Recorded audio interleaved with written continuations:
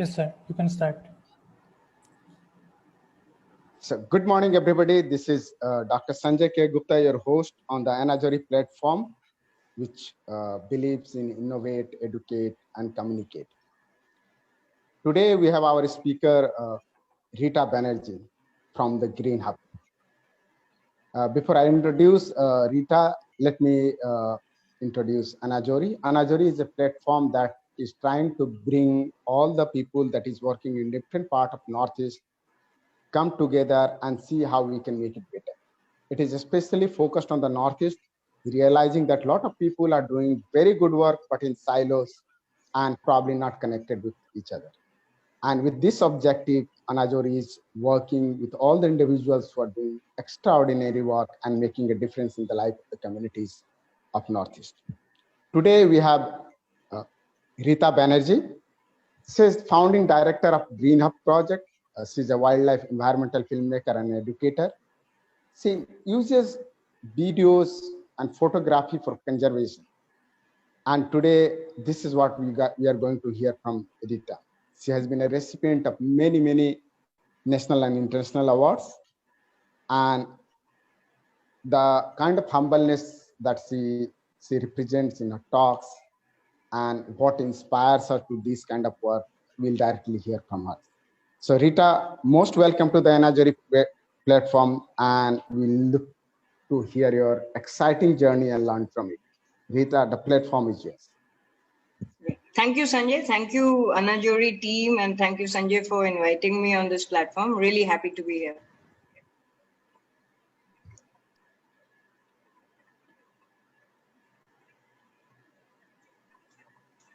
So we'd like to hear your story, the growth that we have, the organic growth that you as a person and the Green Hub, and then we will open the platform for viewers and audiences to ask you questions directly, which also includes me, by the way. Well, like what you said, Sanjay, my background is environment and wildlife films, and I think I've done that for more than 20 years, maybe 25 years. And, I mean, if I have to start from the beginning, it started with a simple Agfa camera. Those days I was still in college, and my father gave me one of those old Agfa cameras, which used to shoot black and white. Shoot black and white, meaning that time there was only black and white films which we could afford. And I think I got the first roll. It was just 16 exposures in that roll. And because photography was so expensive at that time, that to expose that 16 photographs, I think I took a month because every photograph was so precious. And, I gave it for developing in a studio. There was a studio near a college in Kashmiri Gate in Delhi. And we had to go and pick up the contact sheet and the pictures next week. And when I saw the first roll, you didn't even know whether any photograph would come out because that's the first time you were playing around with the aperture, shutter speed. And that whole excitement of seeing your first images, I think that was the biggest hook. You couldn't believe that you had actually created something. And it's very difficult to describe it now because now when you take pictures, it's instant. You can take a picture, you can delete it, you can redo the exposures. But at that time, you didn't even know what you were getting was actually going to come or not. So I think that itself was a big hook. And very few people in my college were doing, I think nobody was doing photography at that time. So that was like, you can say the beginning because I just started loving the camera. I would walk around, sometimes spend 2 months exposing one roll. And it used to be $8 a print, I think, at that time. So, everything, you walk down the corridors of the college and everything became an image. Whether it was the bars of the hostel window, whether it was the light coming out of at night through the windows, you're always wondering, how can I capture this? Can I use a long exposure? Can I use aperture to blur the background? Everything had to be calculated. But at that time also one didn't know whether I didn't know whether that was going to be a career or that was going to be the foundation of what I was going to do. But that's how it all began with one small Agfa camera. And then we were fortunate of two of us joined a studio in Delhi, Riverbank Studios, which was into environment films. And initially it was just the camera, which I was thinking that, okay, I'll become a camera person. I love the camera. I love going outdoors. And soon it became about other things, like even editing at that time was these big machines and big tapes. And, that time it was videotapes, and the first professional video was coming in. You had something called the high band cameras and the low band cameras, and the tapes used to be as big as a book. And I loved machines. I just loved machines. So from camera, it moved on to editing, and soon it was, I think soon it became beyond all that. When we started traveling across India for all the films, that time we used to travel a lot on the road because that was the most feasible way to do environment films and wildlife films. And that's when I think one started understanding what India was all about. At one level, you saw these beautiful landscapes, whether it was the drylands of India, whether it was the coastal areas, whether it was the forest areas. I mean, India is just a beautiful, beautiful country if you look at the landscape. You also saw a lot of fascinating wildlife, from tigers to turtles to, it's just, when you go into a jungle, it's just beautiful. It's so diverse. At the same time, you also saw that India is not about wildlife in isolation or environment in isolation. There's always a very close connection between people and nature. That's always been there. So none of our stories were about nature or environment without people. It was always about people and nature. Sometimes there were beautiful stories where you had incredible people working against all odds to save a species. Sometimes it was about a group of people who were fighting to increase the water table in a village. Sometimes it was about cooperatives getting together to increase the livelihood of women. At the same time, there were very, very difficult stories also where you saw a lot of poverty, a lot of distress, a lot of destruction of environment. Areas where forests had just been cleared out, places where you saw plastic everywhere. So you saw like all sides of India, and it was like the video or the filmmaking became like your teacher. One started understanding India through that, and one started understanding how important it is to tell these stories, And it wasn't just about the films. It just wasn't about the films. It was also about the video documentation which we are doing. Because it was many times, it was stories which might disappear after 10 years. Like we once filmed the honey hunters in Western Ghats.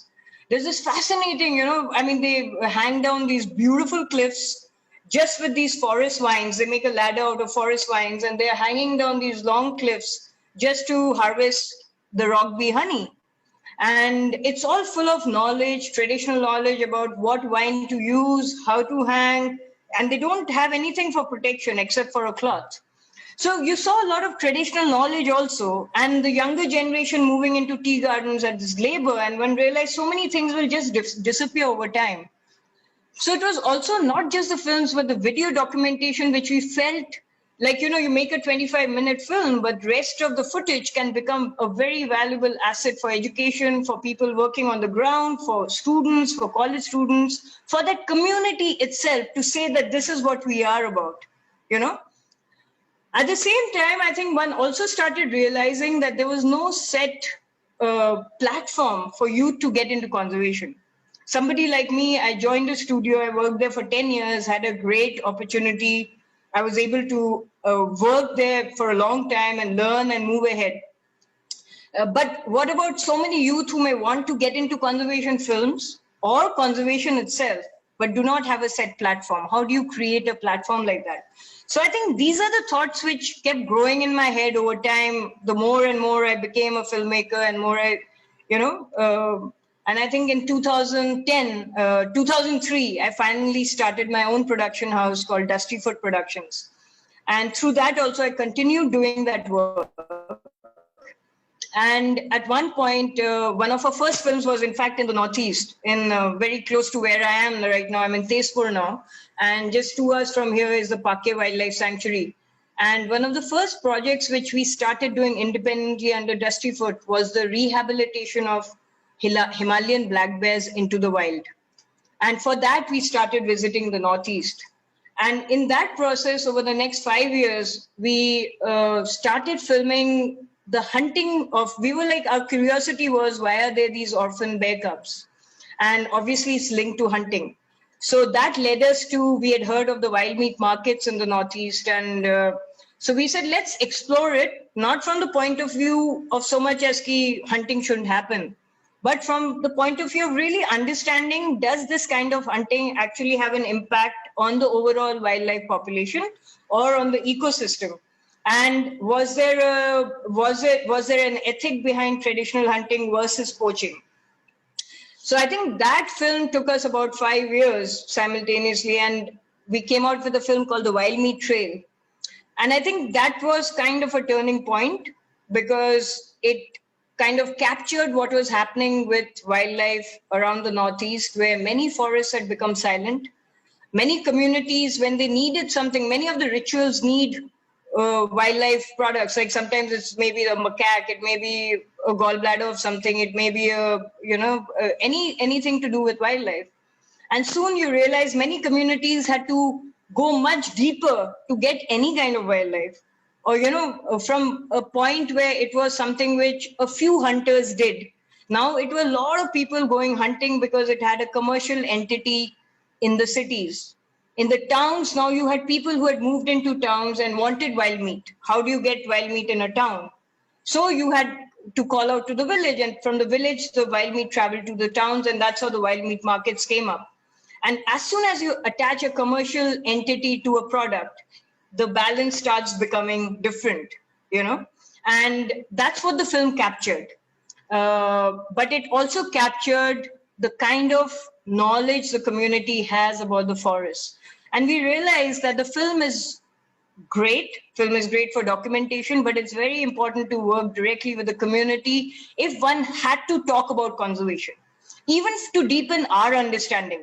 We couldn't come and say, hey, stop hunting. It was about deepening our understanding and then moving ahead to see whether we could make any difference. And that's how you can say the birth of Green Hub took place. I collaborated with another fantastic organization called Northeast Network, which is headed by Dr. Monisha Bahel. She's popularly known as Ben, and she's a very, very close friend of mine. And she had already worked with women across the Northeast. And it seemed like a perfect collaboration because I wanted to work with youth. I wanted to work with video. She was already working on the ground with women. And we kind of came together and we started the Green Hub project, which was now 5 years back. And the whole idea was, my strength was video, and my strength was video and films and learning through that. So I was like, can we use that knowledge, or can we use this learning to actually involve youth in conservation? So we started a fellowship. Green Hub project is a fellowship where we take, and it's only for the Northeast right now. It's for youth. It's like 20 youth get selected every year across the Northeast states, all the 8 states. It's through an application process. The target youth are youth from remote areas, from marginalized communities, from areas or from families who cannot afford this kind of training, but are somewhere committed to conservation or want to use video for social change, for conservation, or want to use it to learn about conservation, And that's how this whole project started. When 20 youth get selected, they are with us for 1 year. It's a residential fellowship. And the training involves first learning the technicalities of it, from camera, photography, editing, storytelling. But it's also a lot of lectures and lectures by conservationists, by practitioners in the field. So while you're making these films, your understanding also deepens. And we partner with several organizations across the Northeast, from smaller organizations to bigger organizations, and many of them are not conservation organizations. For example, one of our partners is Young School in Majuli. We partnered with Child Aid Network, which works with education.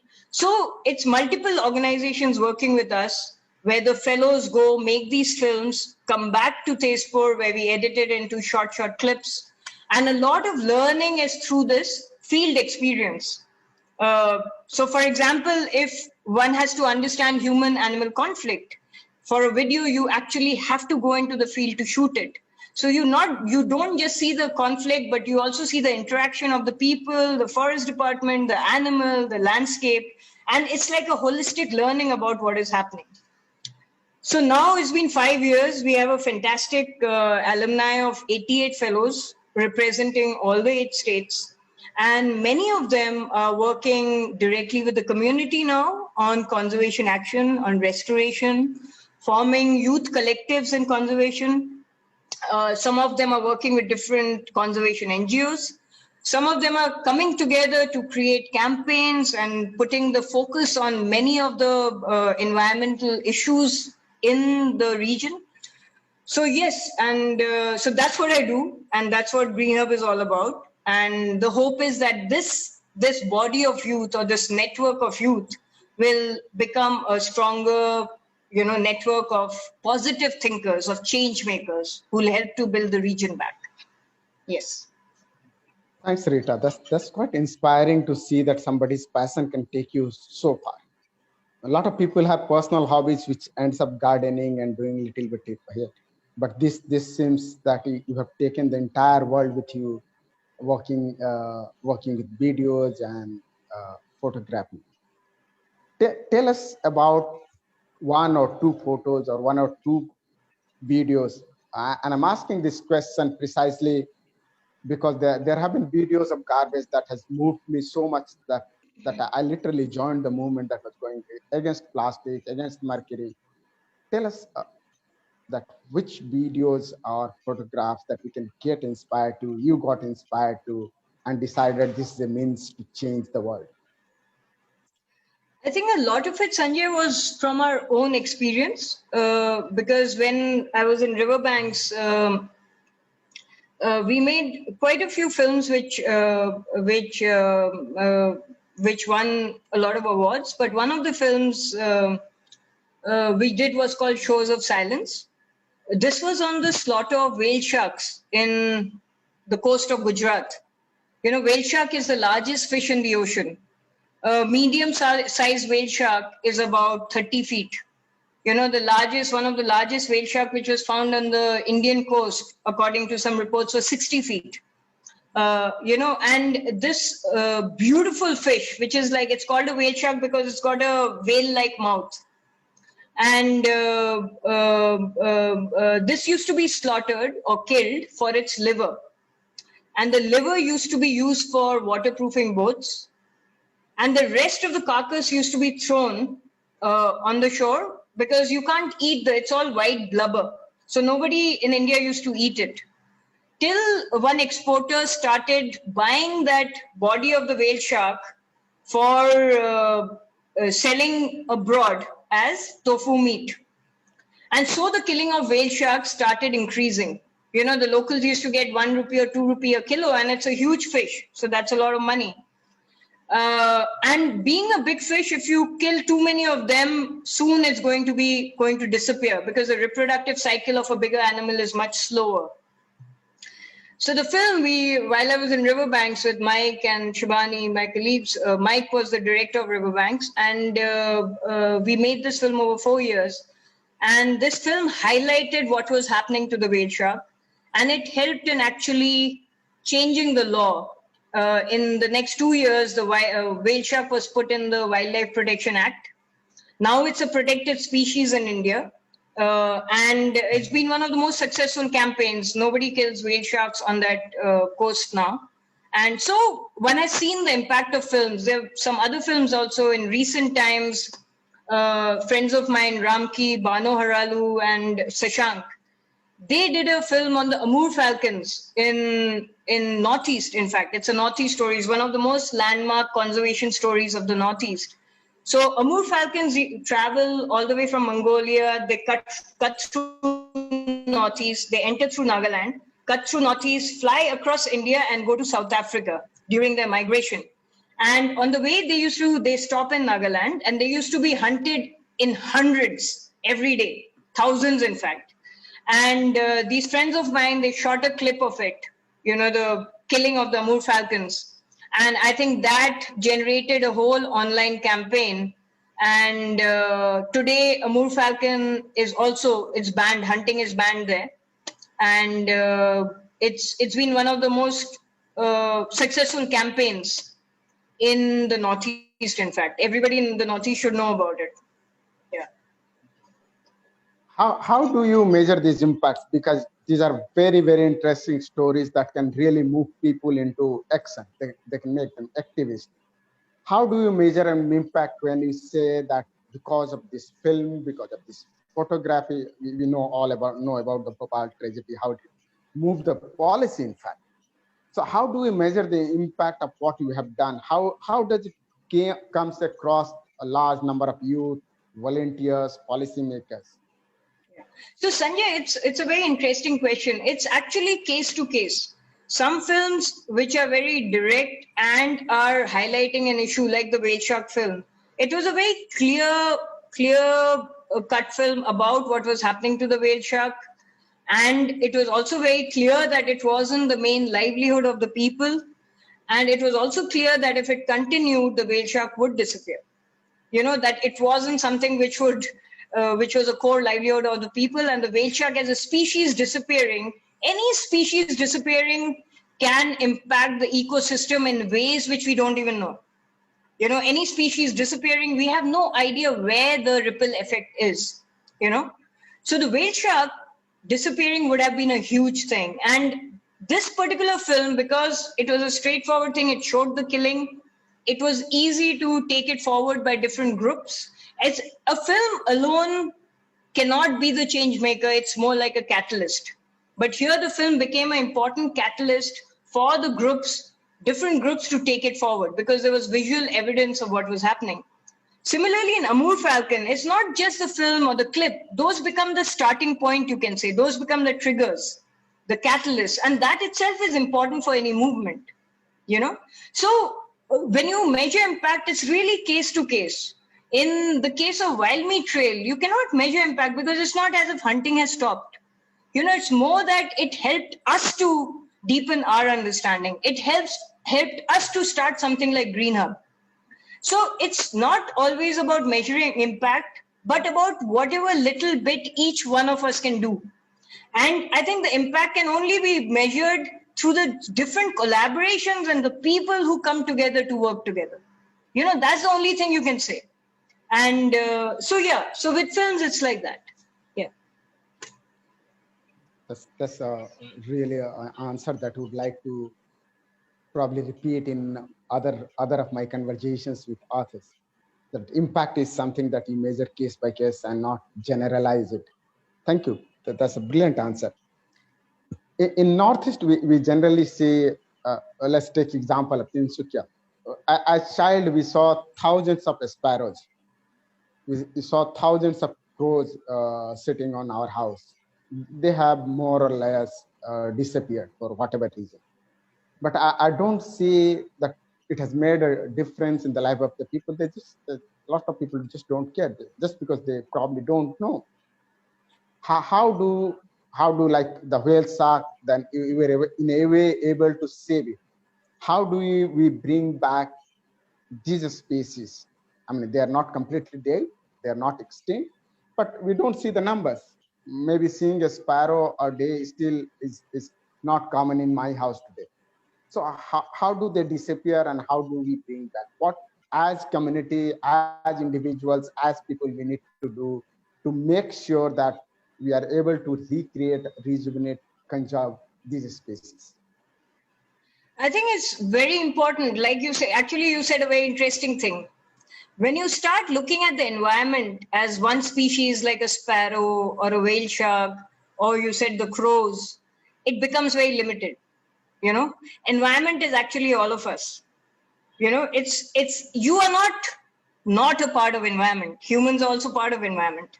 And each one of us is linked in a way. The water we are drinking, the food we are eating, everything is environment.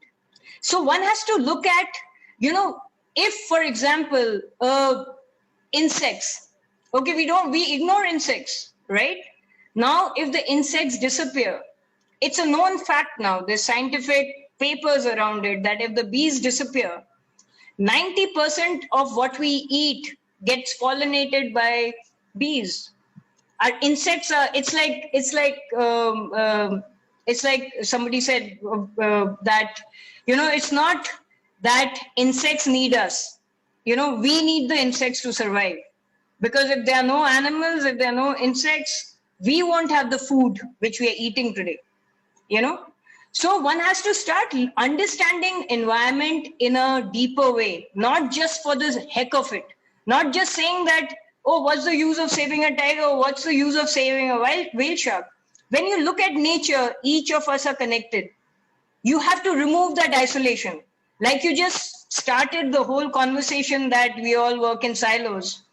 But as soon as you start seeing things in silos, when you don't see a connection between garbage and a tiger, you've lost it. The reason we have waste today is because the forests have gone, because the urban lifestyle is taking over. Urban lifestyle is making us use packaging. Packaging is making us throw it away. So everything is linked. When we were growing up, there was no plastic.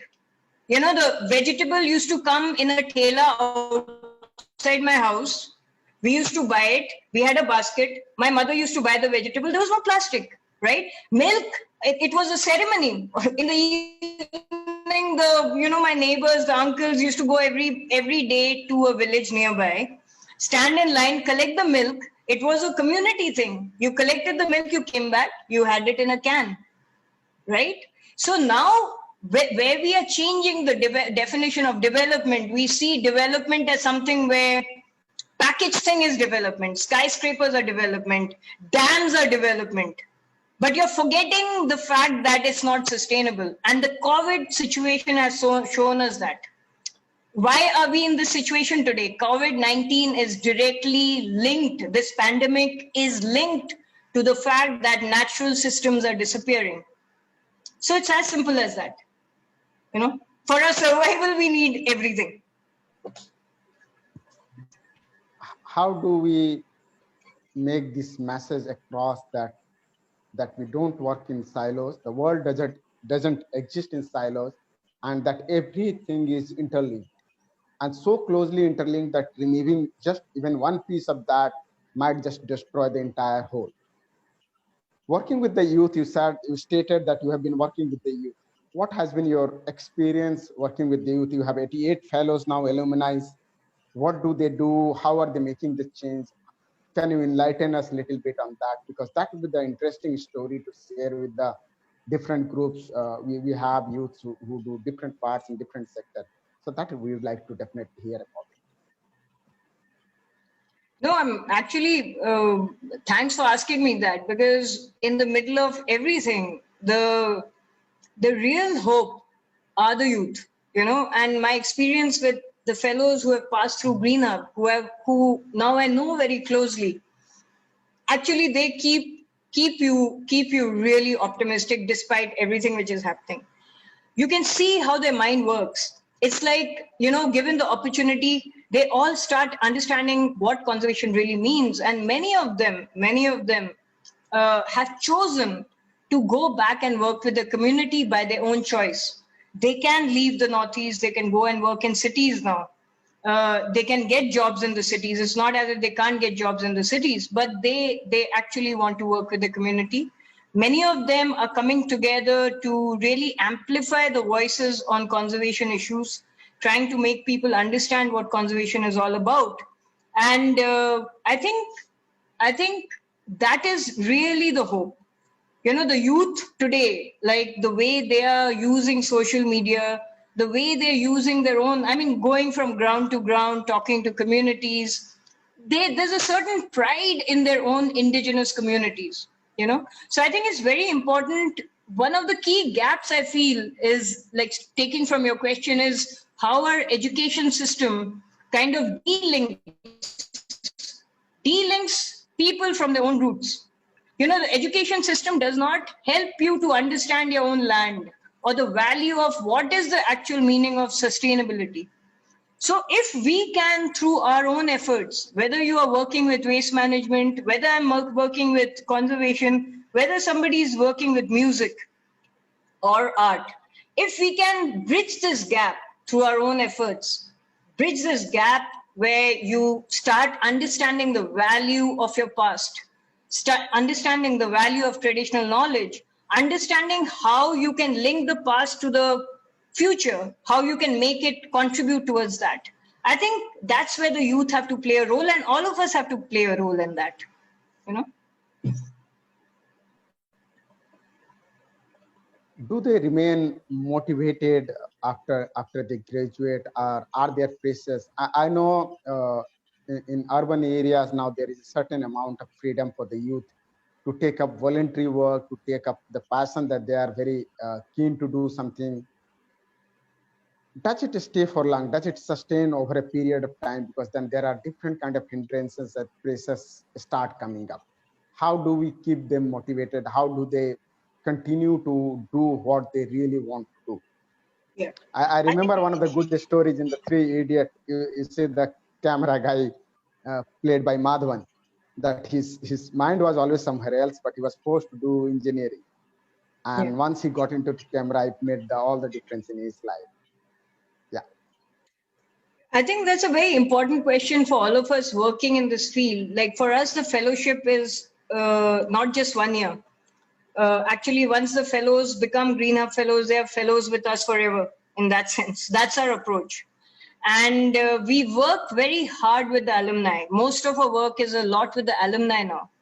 So what we're trying to do is like, we try and see what the fellows want to do, you know, and I'm not saying we are successful all the time. It's not that. But the effort is that anybody who wants to do something, for example, there's Surly Bond. She's from West Karbi Anglong.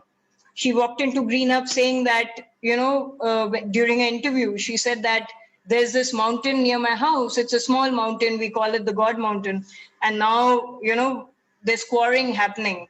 And it's very close to our community, but our community itself is doing that. So what do I do? You know, and I want to save it. Now, that's just an indicator of her thinking. So, but now today, she was in our second batch. Now, after 3 years of graduating also, she's formed something called, she's consistently worked with the community with video as well as working on the ground. She's formed something called Youth for Nature Dongamukam. And there's a lovely set of youth there, and they're now trying to see how conservation and livelihood can be linked, you know. Similarly, there are other fellows. So working very closely with them is important. It's not as if you have to, I think, you have to always work as a collective. Nature is like that, right? Nature is not, a tree doesn't grow alone, or water or river is not flowing alone.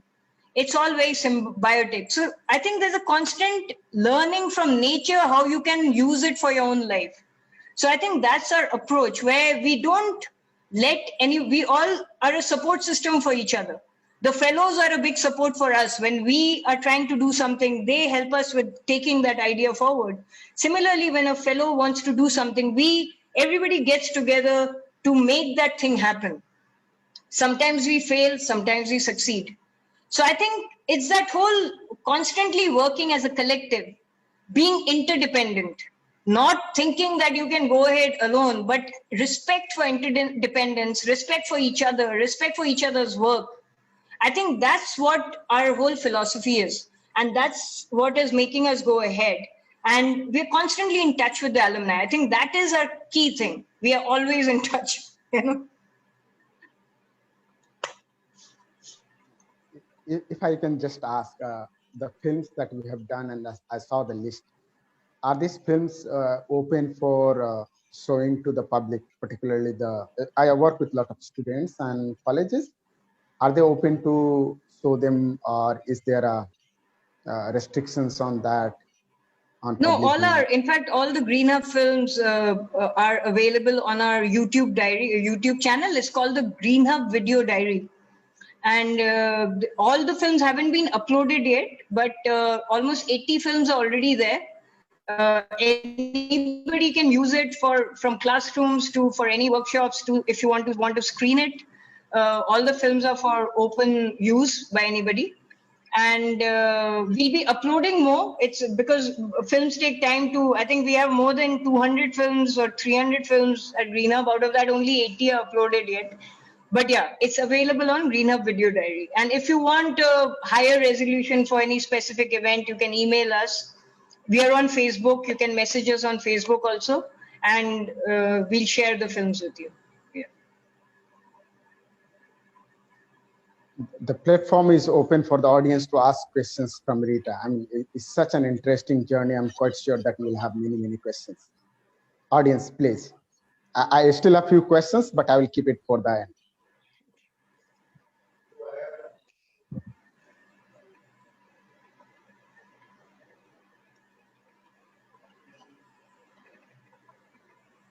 Yeah, Priyanshu. Sir, I think we don't have questions for now. I have some questions. Sanjeev, sorry, Sanjay. Yeah. Hi, Rita. Please go ahead. Hi, thank you. Thank you for coming to our platform. I'm so happy to hear what you said. And I think quite a lot of our goals are similar. As you know, Enazuri is new. So we are figuring out where to go. And we also realize that maybe we will not start something new, but we would like to support existing organization and young leaders. Yes. So, and 5 areas are basically animal, gender, sexuality, environment, education, and health. And we also are working on entrepreneurship. So I was just thinking, as you're saying, that how could we collaborate? How could we support each other? Again, you know, it's a very new organization. Previously, it was me doing alone for last 2 years. And this is the first time we are doing this team effort. And we have this Enazuri team since July. And so one thing I was seeing, like, for example, we'll take the animal. We are working with various animal rescue organizations over here. And we are trying to bring them together. We are trying to identify who are the organizations. For example, we are working with ECI and We Animal from Tezpur and Dibrugarh and Jorhat, and, you know, working with Nandini over here and Indirama and others. So we are bringing them together. And then what we realized that we would do some fundraising, for example. But for fundraising, you know, specifically from abroad, and since I live 6 months over there, I want to reach out. And for that, we really need some quality videos where we can say a story. And unfortunately, the rescues are so busy, they're rescuing. They're not even having time to enter data. I am sitting and going through their Facebook and entering data right now. So they're so busy. So I was just thinking that will it be possible in the future to collaborate? Maybe it will be videos that they already took, but your fellows use their magic hand and imagination and make it beautiful, make it edited and make it a beautiful story. Yes, absolutely. Because when they're rescuing, they may not have, you know, we may not be able to coordinate. We may try, because there was a rescue yesterday at Nagaon. And some people from Tezpur came from UCI to help. But I do not know whether it will be possible to coordinate when we are rescuing. It would be great when it is happening. But if not, if the organization provide various the videos and they compile so that we can tell a story, you know, so that we can get grant for that. And similarly apply for environment too. You know, for example, we are working with Sanjay. Sanjay have been really working hard. You know, his dream is to make Assam zero waste. And we want to support Sanjay to do that. So how can we work together? You know, how can we make all these stories so that we can bring those stories outside? Yes, absolutely, Milind. Our whole model is to partner with organizations. So we partner with, like, since our first year, we partnered with more than 50 organizations. And the idea is to make films on the work which is happening on the ground. And that's how the fellows learn. And in fact, with UCI, we work very closely in Tezpur. So UCI and Greenhub we work a lot together on everything which is happening here. And Great. so we'll be happy to help in in creating these videos. And even with Sanjay, we can partner to actually document the work he's doing and create videos for for fundraising or anything. Absolutely. That's great. Because Thanks so much.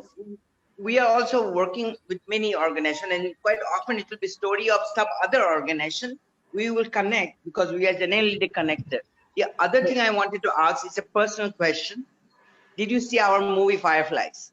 And what is your opinion? I just loved Fireflies. In fact, we had Milan, you'll be happy to know one of our team members at Green Hub is Arpana Chaudhary, who runs Hobdo.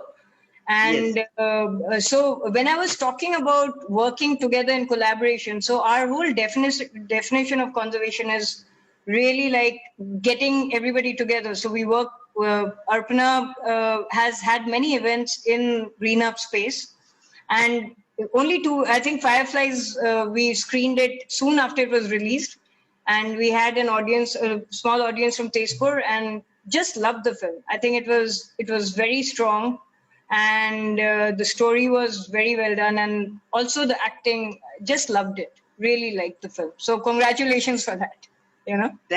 Thank you, Rita. Yeah. Sanjay, back to you. I may have a few more questions, but Sanjay, back to you. Now I just wanted to relate one of the photos that you put it on the Facebook and how impactful it was.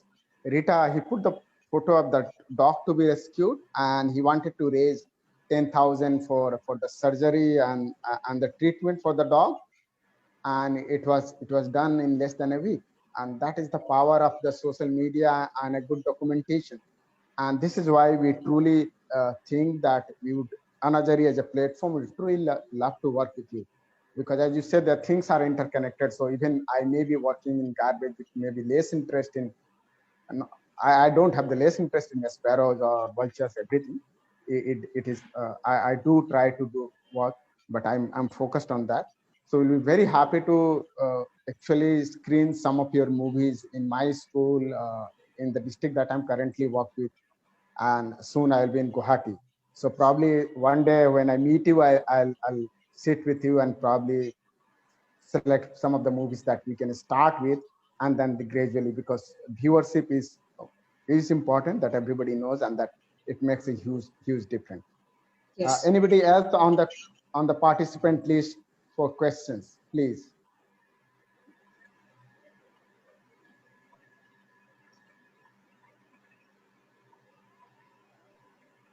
So if there is nobody, Milin, you can ask, and then I will ask my questions. We must finish this by 11 o'clock because Rita has to go for another one.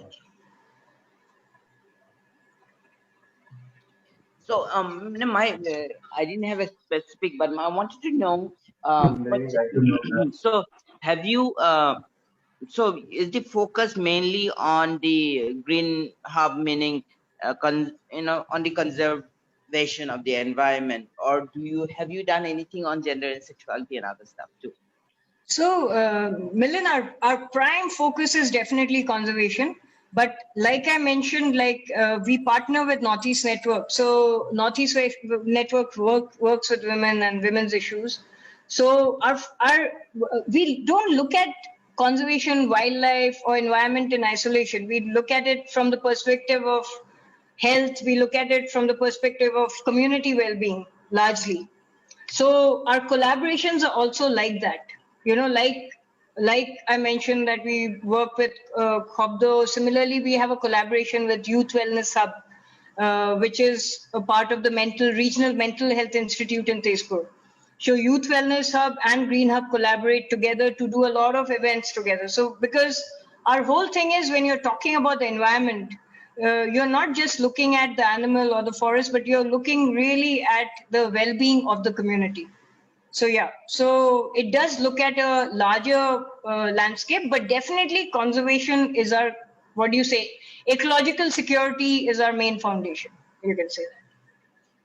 So my question is that, so you have 20 fellows every year, or is it 20 fellows every year, right? Yes, 20 fellows every year. Yeah. So what are the success stories of these fellows? What they do after they complete? Because the reason why I'm asking is that eventually, because we want to also support entrepreneurs, we also wanted to be incubator.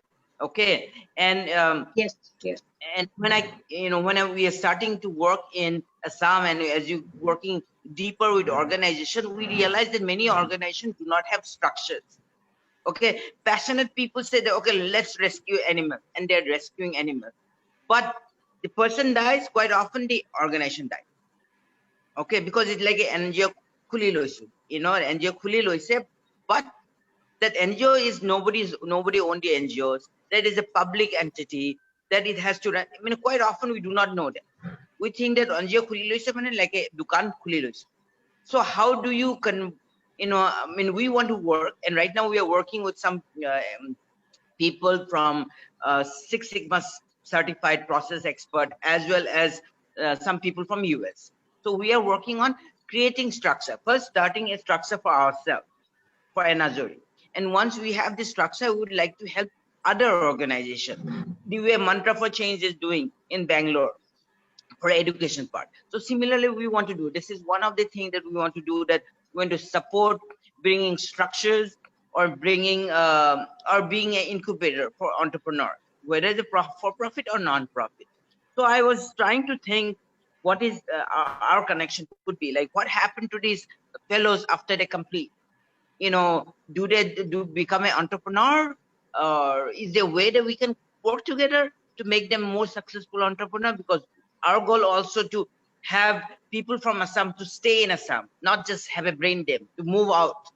How do we create that entrepreneurship, or so I would like to hear your thoughts. So, Milan, we have a process where we, through the fellowship, we kind of, it's a 1-year fellowship because we really want to get to know the fellows. It's not just about the training, but when you spend that 1 year together, you really get to know what their inclinations are, what are the areas they need to strengthen themselves, what are their interests, and then the whole thing is that how do you guide them to take that interest forward? So it's a very, it's like goes beyond that 1 year. So what happens is sometimes some of the fellows who want to work with the communities, for example, there are further fellowships and grants which are there for community grassroots workers. For example, there's a grant called Mud on the Boots Fellowship for grassroots conservationists. So many of the Green Hub fellows from the first batch, four Green Hub fellows, which also included one person from the forest patrolling staff in Mizoram. It included 2 boys who work in a remote village in Fakim. It included Anoko, who works in rowing. 4 of them got the Mud on the Boots fellowship to continue working with conservation on the ground. So small grants and fellowships beyond the fellowship is where a lot of people get in touch with us because they know we have a set of fellows who are working in conservation. So last year, for example, 2 of the fellows got the Wipro Sustainability Educator, got selected for that. So these are ways where they get a stipend or they get a salary to continue their work. And we kind of keep seeing how their work is progressing so we can keep connecting them to further this thing. And our own, through our Green Hub itself, what we've done is we have 2 learning sites. We have 2 pilot sites called the Forest Project sites, where it is being led by 2 of the fellows, and where we are trying to create a model of conservation, having learned from other places. We are not reinventing the wheel, but we've learned from other spaces and creating them as learning centers. So for the fellows also, it becomes a further learning, other fellows who join us. So it's a combination of things. The main thing is that we are constantly connecting with the alumni to see where they're going. There's a constant role of mentorship. We have a huge set of resource people. It's not just me. Actually, I'm looking more at how the project is running, but we have a lovely set of resource people who are filmmakers, who are wildlife biologists, who are working practitioners. They themselves become mentors for the fellows to take the idea forward. So they're through fellowships. Many of them have got jobs with other NGOs as video documentation officers or as environment representatives in those areas. For example, there's Mordecai, who's from Taminglang in Manipur. And it's a very remote area, and Corbett Foundation wanted to work there. They interviewed Mordecai, they found him suitable. Now Mordecai is working in that area for the last 3 years. So as soon as you create a local pool of youth who have certain skills or have inclination for social change, it helps other organizations to link with them and take their work forward. So that is our main model, making the individuals into change makers and then connecting other things to each one, things like that. So almost 90%, I would say, are engaged in some form or the other in social change, even as freelancers. And one last question, Sanjay, one sec. Yeah, please. Rita, because we are coming across various youth, what are the basic qualities that you are looking for so that if we see a person, like, we can say, yep, that person should apply for Greenhouse.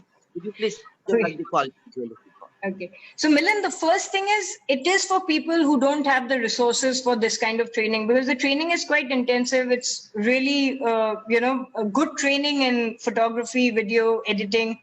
We use good machines, everything. So one is for people who cannot afford this kind of thing. So preferably from the remotest areas where they don't have access, to this kind of, so that is one criteria, and from indigenous communities, that being the key target group.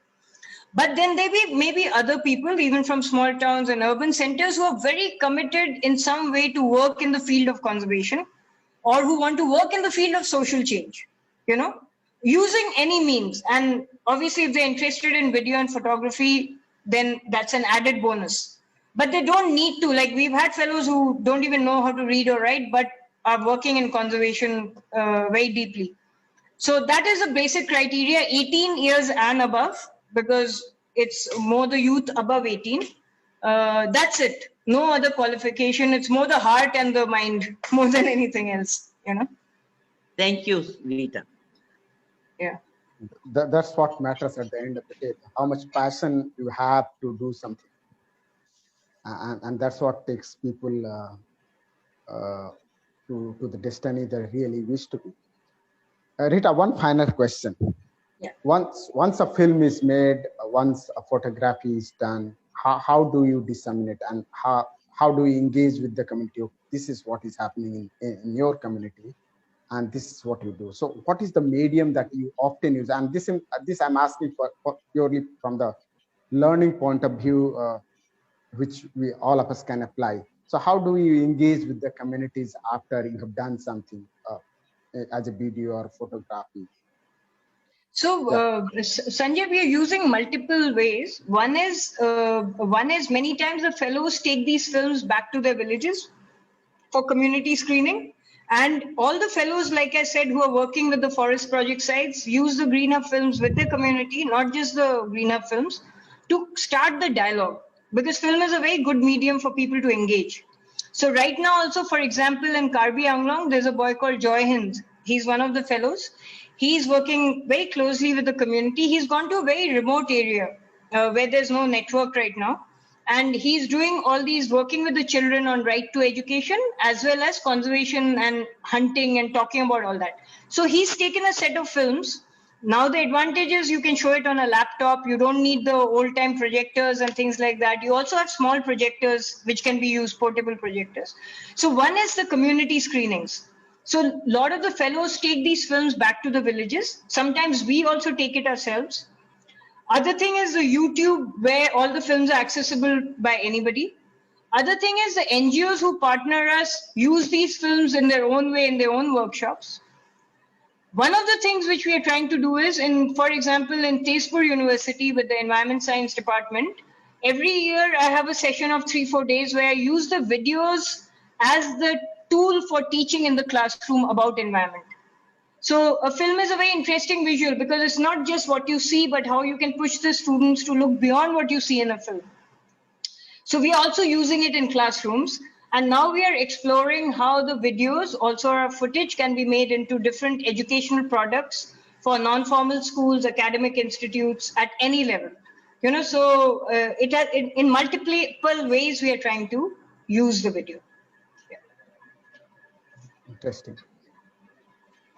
With this, probably we come to the end of our sessions. Very rarely that we end up, because I'm sure there are a lot of questions to be answered. But we would just request you that we would love to remain connected with you and learn from what you have done and probably contribute to it, both Anajori as a platform and we as individuals and organizations. So thank you so much, Rita, for being with us. And thank you everybody who is part of this this call today on this webinar. And we look forward to see you again. Thank you so much, Rita. Thank you so much, Sanjay. Milind. And thank you, Milind. Thank you, Sanjay. And look forward to seeing you guys here at Green Hub. Okay. Sure, I will be. Thank you so much. Bye-bye.